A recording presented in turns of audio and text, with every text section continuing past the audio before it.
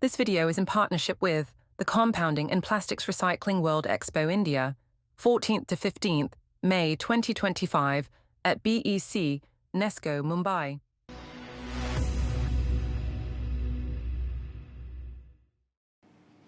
With the announcement of the upcoming budget just around the corner, the plastic industry is keenly awaiting the new policies and financial measures that will shape its trajectory.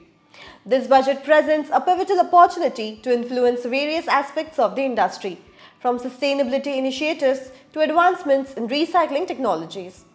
Today, we will explore the expectations and aspirations of the industry leaders and experts as we anticipate the government's forthcoming plans and priorities.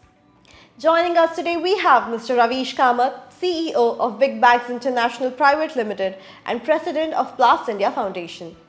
Let's hear from him about his perspectives on the potential impacts of the upcoming budget on the plastic industry, including the challenges and opportunities that lie ahead. Mr. Ravish, welcome to Polymer Update. Thank you, ma'am. Thank you for inviting me. Mr. Ravish, what are your overall expectations from the upcoming budget? Well, obviously, from the point of view from a citizen of India and from the point of view of Plastindia Foundation, there are two different things. And as far as a citizen of India, obviously, I'm looking at what every other citizen is looking at to have a better India through economic recovery, growth, something good for the industry, especially for the plastic industry. And what specific support measures are you seeking from the upcoming budget to spur the growth of the plastics recycling industry?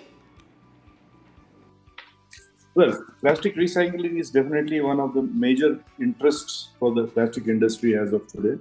So, number one, we look at the possibility of getting capital investment subsidies.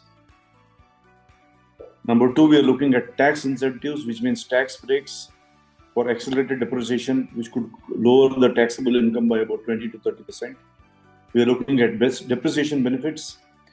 We are also looking at the possibility of getting the low interest loans and credit facilities.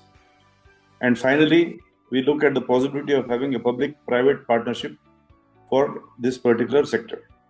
And as far as the policy changes are concerned, we are looking at the possibility of setting a mandatory recycling target for various industries, requiring them to recycle a certain percentage of their plastic waste. In as far as the extended producer responsibility is concerned, we need to strengthen the EPR regulations and making brand owners responsible for the end-of-life management of the plastic products. We are also looking at the changes in the standards and certifications. We are looking at to develop and enforce quality standards for recycled plastics to ensure their acceptance in the market. We are looking at eco-labeling. We are looking at infrastructure development, that is by having centralized recycling facilities across the country.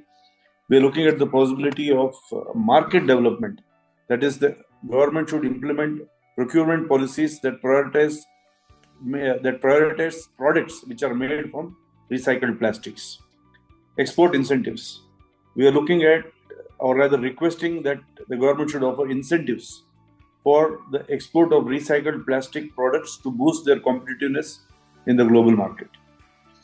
In as far as R&D is concerned, we definitely look at the government to help us to develop research and development, and basically by giving us some sort of a funding towards this. Also, the government's role is expected in public awareness and education, in as far as the recycling and how to properly segregate the waste. And finally, monitoring and enforcement. Mr. Ravish, in your view, what role will government incentives and regulatory support rolled out through the new budget have in expediting the development and adoption of automotive recycling technologies? Well, I cannot really specifically speak to you on a particular segment of the industry because we are expecting, or rather we are representing the cross segment of the industry. So what I said will remain the same for all the industries, whether it is packaging, whether it is automobiles, whether it is in medical, or whether it is in agriculture. And are there any particular financial or policy changes you believe are necessary to enhance the infrastructure for plastic recycling? No, as I said earlier, definitely infrastructure development needs a big push. So we are looking at the possibility of the centralized recycling facilities. This will establish centralized recycling hubs with shared facilities to benefit from economies of scale. And also the waste collection system, improving the municipal waste collection systems to ensure efficient segregation and collection of recyclable plastics. Mr. Ravish, can you tell us what are your expectations regarding budget allocations or subsidies for research and development in sustainable materials within the plastic and automotive recycling sectors? Well, we can ask for anything, but at least as a start, we would say that at least 1,000 crore budget for this should definitely help the industry and can really take the industry to the next level.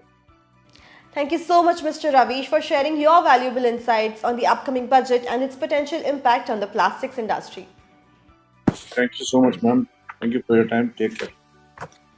As we look ahead, it's clear that the policies and measures introduced in this budget will play a crucial role in shaping the future of the industry, driving innovation and promoting sustainability. Stay tuned for more updates and expert analysis as we continue to monitor and discuss the developments in the plastic industry and beyond. This is Tejal Hode and you're watching Polymer Update.